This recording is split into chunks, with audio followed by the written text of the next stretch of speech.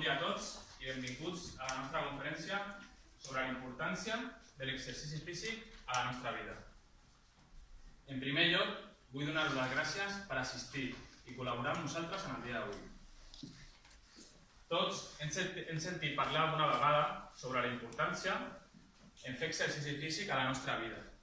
Però us heu preguntat el per què? Està a la moda fer esport avui en dia? És necessari? Doncs bé, el nostre objectiu d'avui és respondre a aquestes i altres preguntes. Us faré una petita pregunta a vosaltres. No fa falta que la respongueu. Qui de vosaltres no ha practicat mai cap tipus d'activitat física a la seva vida? Ja pot ser anar a la muntanya a passejar, anar al gimnàs, anar a córrer. Doncs bé, el nostre objectiu amb la conferència d'avui és que milloreu els vostres hàbits físics a la vostra vida. Abans de donar la paraula a Christian, que us parlarà sobre les conseqüències negatives de portar una vida sedentària, m'agradaria fer una petita definició sobre la paraula esport. L'esport aporta moltes coses importants, tant a nivell físic com psicològic. Ens ajuda a oblidar-nos de preocupacions i alhora ens permet relacionar-nos amb altres persones i compartir aficions amb elles. Moltes gràcies. Bé, tot seguit us parlaré de les conseqüències que té per la salut el sedentarisme. Com ja sabeu, el sedentarisme és un estil de vida molt passiu. Val a dir que és una de les 10 causes principals de mortalitat de manera indirecta, de morbiditat i de discapacitat arreu del món. A més, constitueix el risc de mortalitat darrere el treball. Amb el sedentarisme poden aparèixer una sèrie de malalties per la manca d'esport. Aquestes malalties estan interrelacionades entre si. Per exemple, trobem que una persona amb obesitat pot tenir colesterol, hipertensió arterial o diabetis. Això pot fer que doni lloc a l'aparició de malalties més importants, com poden ser les malalties coronàries o ictus, comúment anomenat atac de feridura. Si al sedentarisme li afegim hàbits perjudicials, com poden ser la ingesta d'alcohol, el tabac o una mala alimentació, el risc de patir-les és cada vegada més alt.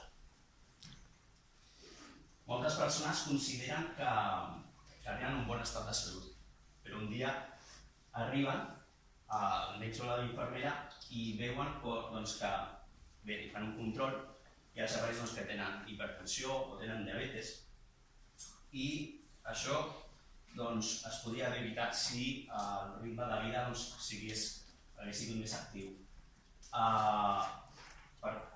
En aquesta diapositiva podem veure una sèrie de dades que hem trobat rellevants, com poden ser les que aporta l'Agència de Salut Pública de Catalunya.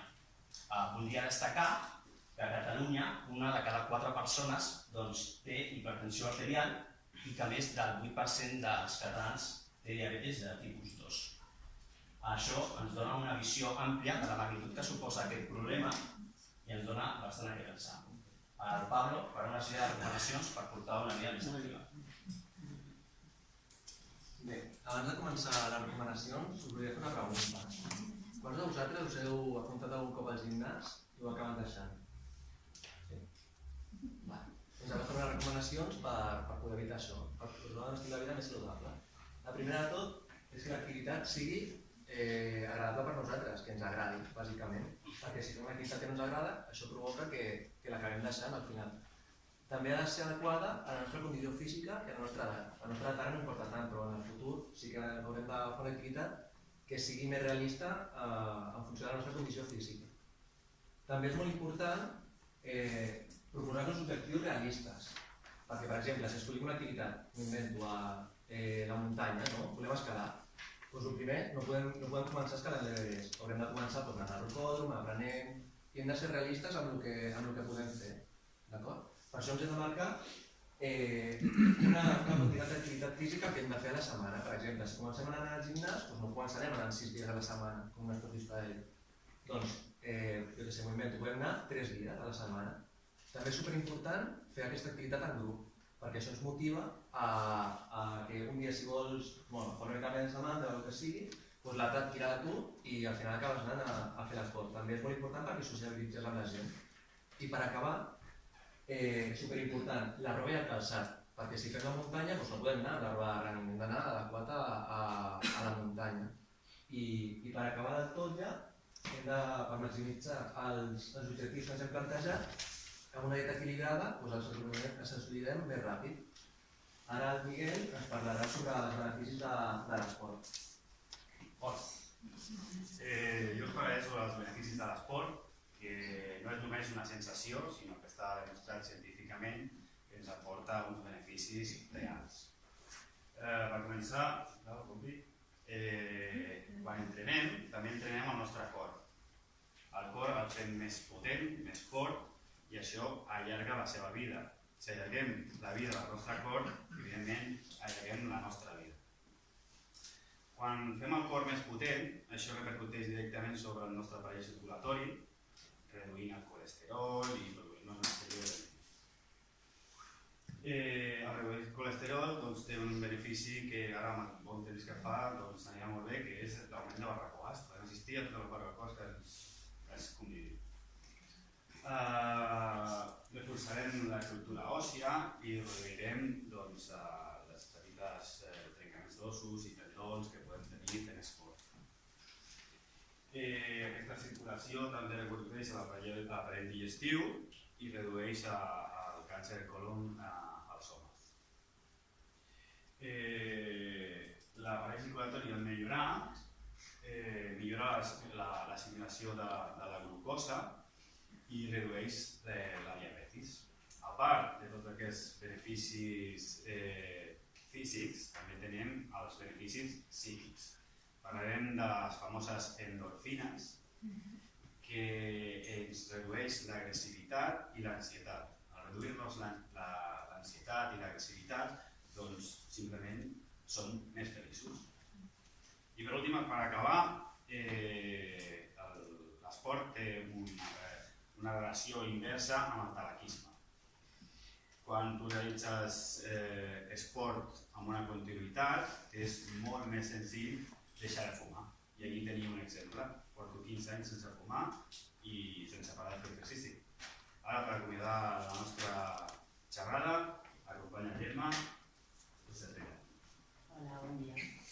Doncs a mi m'agradaria parlar-vos del tema de l'alimentació, ja que per molt que fem esport, anem al gimnàs i ens destrossem, si arribem a casa o ens anem a sopar cada dia al McDonald's, doncs no haurà servit de res. Una dada molt important que han fet èmfasis abans els companys és que tenim un 30% d'obesitat infantil. Aquestes criatures, si des de petites no se les ensenyen a menjar bé, tindran problemes a curt i a llarg termini. Últimament, i segons les dades i estadístiques que surten, es mengen cada vegada un tant per cent més elevat de productes i aliments processats, precuinats, els quals porten molts additius, molts conservants, que això fan que surtin malalties com colons irritables, intoleràncies, al·lèrgies que abans no existien. Aquí tenim la sort que tenim la famosa dieta mediterrània, que cada vegada està més extingida, i que es tracta de menjar productes bàsics, matèries primes, menjar verdura, menjar carn. Això el que ens fa és que la nostra digestió sigui més fàcil, el nostre cos va menys estressat, descansem millor, tenim més energia i el que fa és que tenim més ganes de fer esport, de mantenir una vida sana, una vida activa. Nosaltres amb la nostra xerrada, el nostre objectiu no és dir-li a ningú que ha de tindre una dieta completament estricta o ha d'anar cada dia al gimnàs, sinó és assolir internament uns hàbits de dieta sana, vida saludable i, com deia el Miquel, quan hi ha una barbacoa, anar a la barbacoa i disfrutar d'ella. Però al nostre dia a dia intentar fer-li la vida més fàcil al nostre organisme.